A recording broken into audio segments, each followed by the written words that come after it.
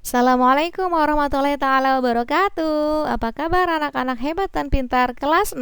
Kali ini kita akan ke muatan pelajaran ilmu pengetahuan sosial masih di tema 1 subtema kedua. Kita akan belajar tentang karakteristik ekonomi di negara ASEAN. Nah, sebelum mulai pelajaran, jangan lupa kalian berdoa ya, Nak. Kita lihat ya. Pengaruh kondisi geografis terhadap pertumbuhan ekonomi di kawasan Asia Tenggara. Kegiatan ekonomi suatu masyarakat biasanya dipengaruhi oleh kondisi geografis lingkungan sekitar. Masyarakat biasanya menyesuaikan mata pencaharian mereka dengan alam sekitarnya. Perhatikan gambarnya. Ada petani dan nelayan. Masyarakat yang tinggal di daerah dataran rendah biasanya memiliki mata pencaharian petani padi. Sedangkan masyarakat yang tinggal di daerah sumber air seperti danau, sungai, dan laut biasanya memiliki mata pencaharian nelayan atau petambak ikan dan udang. Nah, sekarang kita lihat potensi-potensi ekonomi negara-negara anggota ASEAN. Kawasan Asia Tenggara terletak pada jalur perdagangan dunia. Dan kawasan ini menjadi jembatan antara kawasan Eropa dan kawasan ASEAN Timur. Oleh karena itu, Asia Tenggara menjadi wilayah persaingan bagi pihak-pihak yang ingin memanfaatkan kedudukan strategis kawasan ini. Dan ASEAN berperan sebagai wadah untuk menghindari persengketaan yang mungkin timbul akibat adanya persaingan. Dengan wilayah yang strategis, setiap negara di wilayah Asia Tenggara memiliki kekayaan sumber daya yang menjadi kekuatan negara tersebut.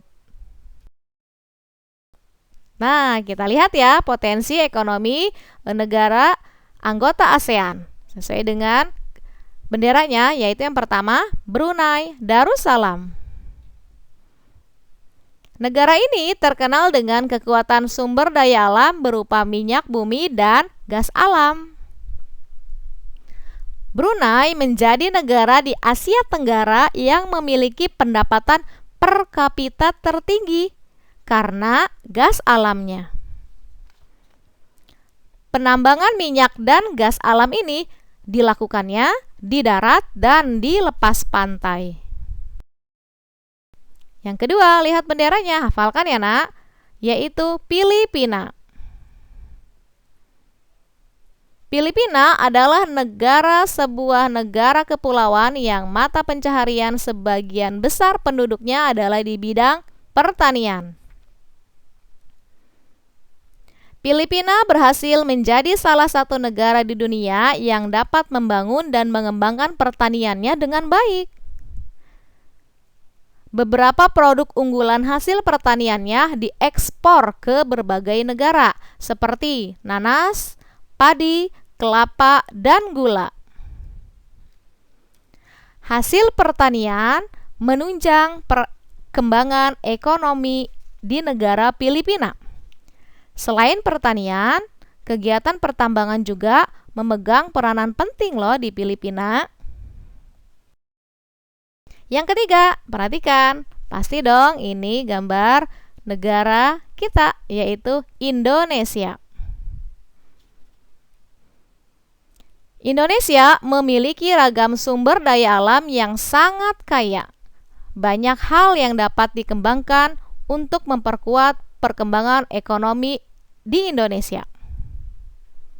Saat ini Indonesia mengekspor minyak dan gas bumi, tekstil, dan produk-produk dari kayu.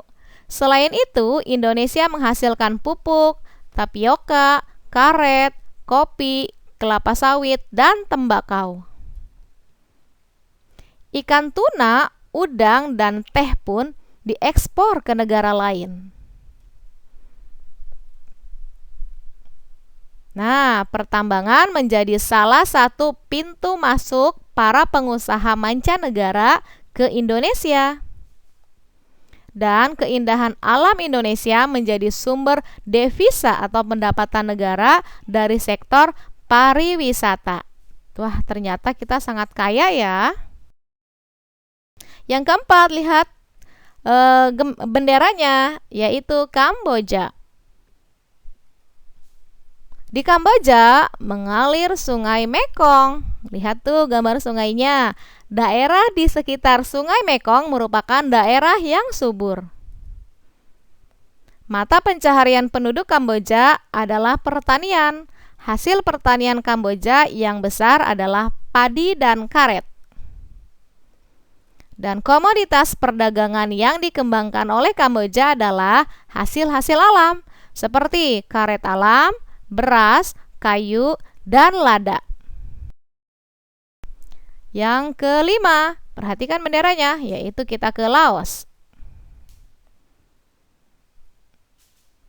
Laos bertetangga dengan Kamboja. Laos dilewati juga oleh aliran Sungai Mekong. Sama seperti di Kamboja, kegiatan pertanian banyak dilakukan di sepanjang aliran Sungai Mekong ini. Dan rakyat Laos hidup di sekitar pertanian yang menghasilkan beras, jagung, tembakau, jeruk, dan kopi. Dan sebagian besar hasil pertanian dinikmati oleh masyarakat Laos. Lihat benderanya, kita akan ke negara Malaysia. Kegiatan ekonomi utama penduduk Malaysia adalah di bidang pertanian, pertambangan, dan perindustrian. Pertambangan di Malaysia menghasilkan biji timah terbesar di dunia. Perdagangan internasional merupakan salah satu kegiatan ekonomi Malaysia yang mengalami pertumbuhan tercepat. Beberapa peralatan elektronik, minyak, dan gas bumi diekspor ke negara lain. Dan beberapa produk dari kayu, minyak sawit, tekstil, sepatu, dan bahan kimia pun diperdagangkan di dunia internasional. Yang ketujuh, nah lihat benderanya, yaitu Myanmar. Ternyata Myanmar itu sudah mengganti benderanya sebanyak 7 kali. Dan ini bendera yang terakhir, yaitu yang dipakai dari tahun 2010 sampai sekarang. Kita akan ke Myanmar. Potensi ekonominya. Mata pencaharian utama penduduk Myanmar adalah pertanian, perkebunan, dan pertambangan. Padi merupakan hasil utama dari pertanian di Myanmar. Myanmar merupakan salah satu negara penghasil padi terbesar di Asia Tenggara. Dan komoditas perdagangan Myanmar meliputi kayu, terutama kayu jati, beras, pupuk, dan berbagai barang kerajinan. Nah, kita lihat benderanya itu sekarang ke Singapura. Singapura merupakan negara paling maju di kawasan ASEAN. Letak Singapura sangat strategis. Saat ini Singapura menjadi negara transit teramai. Singapura mengekspor mesin dan alat transportasi, alat elektronik, dan barang-barang konsumsi. Singapura termasuk negara Asia Tenggara yang berpendapatan paling tinggi. Wah, hebat ya. Dan yang ke-9, lihat benderanya, yaitu kita akan ke Thailand. Gambarnya ternyata ada patung sedang tidur. Nah, Thailand sering disebut sebagai lumbung padi di Asia Tenggara. Padi merupakan hasil pertanian terbesar di Thailand. Perkebunan, kehutanan, pertambangan, dan industri merupakan kegiatan ekonomi penduduk Thailand. Thailand penghasil beras terbesar di Asia dan ketiga di dunia. Selain dijuluki lumbung padi ASEAN, Thailand juga dijuluki gajah putih dan negara 1000 pagoda. Gajah putih karena satwa gajah putih sangat diagungkan loh di Thailand. Dan kenapa disebut negara 1000 pagoda? Karena negara Thailand memiliki banyak bangunan kuil atau pagoda yang biasa dijadikan tempat ibadah. Nah, saat ini penghasilan utama Thailand adalah sektor pariwisata. Keunikan bangunan budaya di Thailand menjadi daya tarik sendiri bagi para wisatawan mancanegara, seperti terlihat pada gambar. Dan yang terakhir, anggota ASEAN yaitu Vietnam. Perhatikan dan hafalkan benderanya ya sayang. Perekonomian sebagian besar penduduk Vietnam adalah pertanian. Industri di Vietnam meliputi tekstil, semen, pupuk, kaca, dan ban. Vietnam juga memanfaatkan hasil tambang dan hasil hutannya. Nah, setelah pulih dari Perang Vietnam, negara ini mulai berkembang di berbagai sektor perekonomiannya. Dan pariwisata dan turisme mendukung perkembangan ekonomi. Bidang pendukung lainnya seperti usaha jasa, di bidang perhotelan, restoran, serta transportasi juga turut berkembang pesat loh di Vietnam ini. Nah, itulah penjelasan tentang karakteristik atau potensi ekonomi di negara ASEAN.